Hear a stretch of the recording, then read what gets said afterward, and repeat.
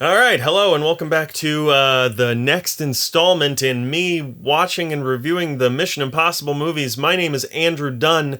I'm co-host of the Media Lunch Break podcast. I have a bachelor's degree in theater and speech communications. I have a master's degree in acting, and I decided it would be cool to watch all of the Mission Impossible movies, most of which I haven't seen, because the new one's coming out, and I can make videos about what it's like to watch them all in the year of our Lord 2025, and the things I noticed in them, and whether I thought they were good or bad. We're about to talk about the second one, which famously is one of the bad ones. The bad one? The worst one? I don't know.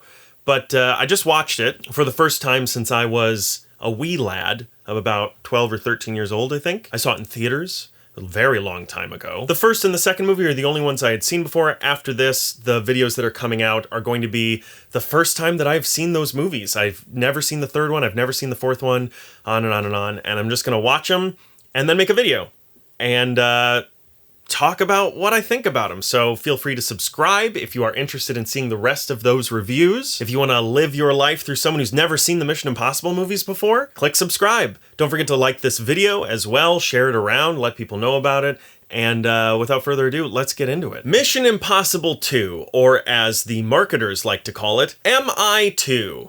I am not. I'm 38. The way I did the last one, and I think it worked pretty well, is I just went through the notes that I wrote about the first movie and talked a little bit about what I meant by the note and what I was thinking and what I thought about the, just go through my notes. So I think that's what I'm going to do here. I'm going to go through what I wrote about Mission Impossible 2. Mission Impossible list.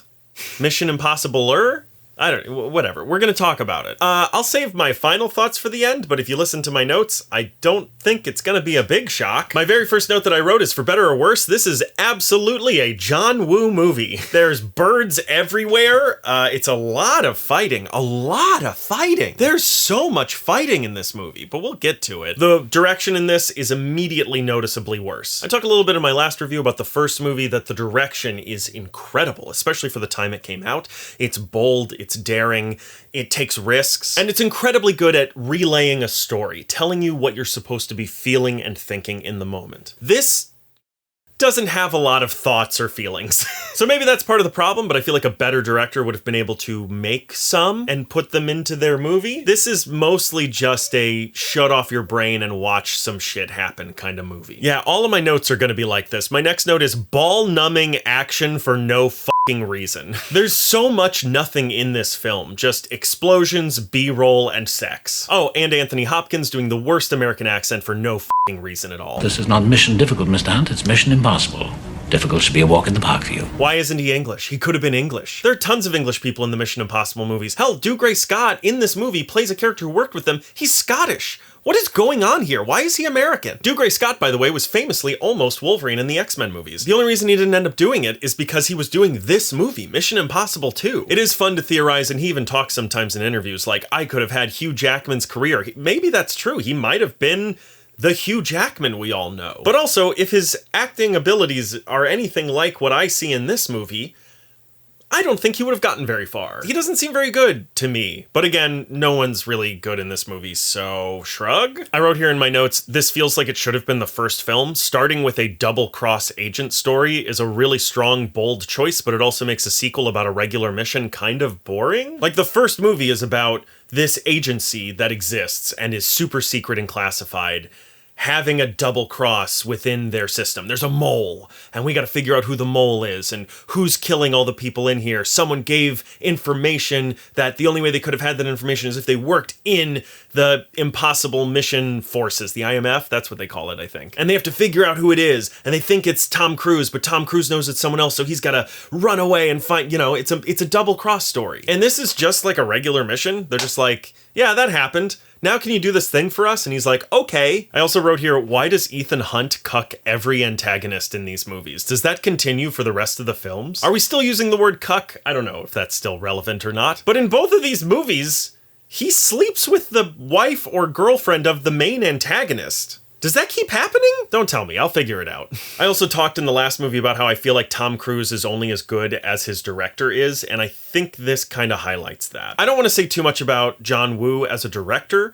I think he's good for certain types of movies and audiences, right? There are certain people who eat this up And I'm one of them, largely. I don't know that it works well for a sequel to the movie that we just saw, the first Mission Impossible, but I think he does a good job with other movies. He's a good, like, 90s, early thousands action director. He's great if you want to turn your brain off and watch people shoot 1,000,000 bullets from a gun that holds 6. But yeah, I do think that Tom Cruise is kind of lacking in this movie, and I wonder if it's because he doesn't have a director who's able to bring out what he needs for this kind of a role. Whereas in the first movie, he had Brian De Palma, who's much better at that sort of thing. By the way, we're getting into spoilers now because I have some specific things about this, so if you haven't seen this movie, maybe don't listen to the rest of this, I guess. Watch it and come back, or don't watch it and you can listen to me ruin it for you right now, because if you haven't seen it by now, you're probably not going to watch it, and also, it's not very good. Anyway, this is a bit of a spoiler. This woman, they gave her a virus intentionally. They're trying to spread a virus across the world, I think. So yeah, they put this like crazy biovirus thing in a woman because they don't have the actual virus anymore. They put it in her, and now she's the only virus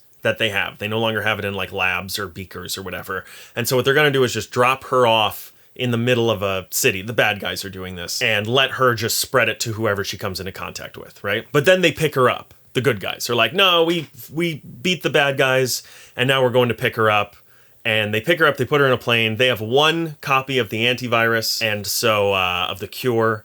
So they pick her up, Ving Rhames does, and I think whoever else, there's like an Australian guy maybe or something. There's like another guy that picks him up, and Tom Cruise is there. And they give her the antivirus, and I'm like, do you have enough to go around for everyone else in that helicopter? Huh? Because that was the whole point, is it's like super spreadable. And now you all have it, and we'll spread it to the rest of the world. Anyway, don't think about it. Turn your brain off. It's gonna be fine. Anyway, I wrote here, I can't wait to see how they make the next movie without that woman, because I assume she's just not gonna be in it, because that's what these movies do, right? Like, it's what the James Bond movies do. I've heard that Mission Impossible is basically the American James Bond, so I assume there's gonna be a new woman in every movie, and they're either not going to mention the woman in the last movie, or it's going to be like, oh yeah, you know, she went off to do her own thing. Anyway, here's a lot of clavage, or whatever, you know, the Austin Powers joke, right? There's like, I believe there was a Bond woman named Pussy Galore. YouTube, please don't demonetize me or give me a strike. That's the woman's name in the movie. I didn't write it. But yeah, I assume that they're just going to shuffle a woman in, shuffle her out, bring in a new one, shuffle her out, bring in a new one. But we'll see. I don't know. Could be wrong. I'm hoping I'm wrong. I also wrote here, I fell asleep during the third act, in case you were wondering what I thought of this movie. And my last note on this is that the last 30 minutes of this movie is just two totally straight alpha males taking turns kicking each other in various parts of each other's bodies.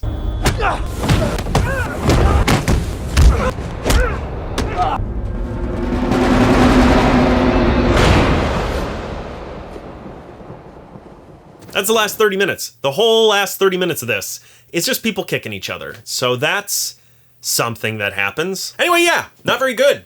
Not a very good movie. I wouldn't watch it again.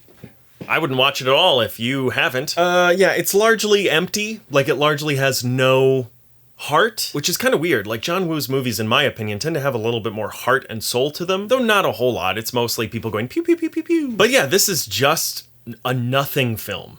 It's nothing. So take that for what it's worth. Those are my thoughts. I gave you all my notes, and just, I don't have much good to say about it. I mean, Brendan Gleeson is in it. He's fantastic in everything he does, but even he can't really save this movie, and he's not in it for very much of the film. So yeah, those are my thoughts on Mission Impossible 2. Thank you so much for watching this. Definitely hit subscribe if you want to check out the other reviews I have of the other Mission Impossible films that are coming out soon.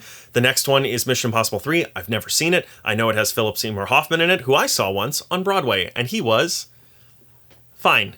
He wasn't very good. It was right before he died. I'm sure he was going through some shit, but I was super excited to see him.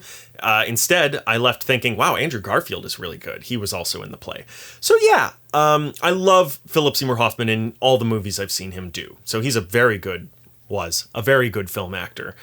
And I'm very excited to see what he does in this. This is sort of, I think, it's sort of the peak Philip Seymour Hoffman point of his career. So it's going to be really interesting to see what he does. I think he's a bad guy. I think he's a villain. So that'll be very cool to see. So yeah, hit subscribe, like this video to help out a little bit. Feel free to share it around.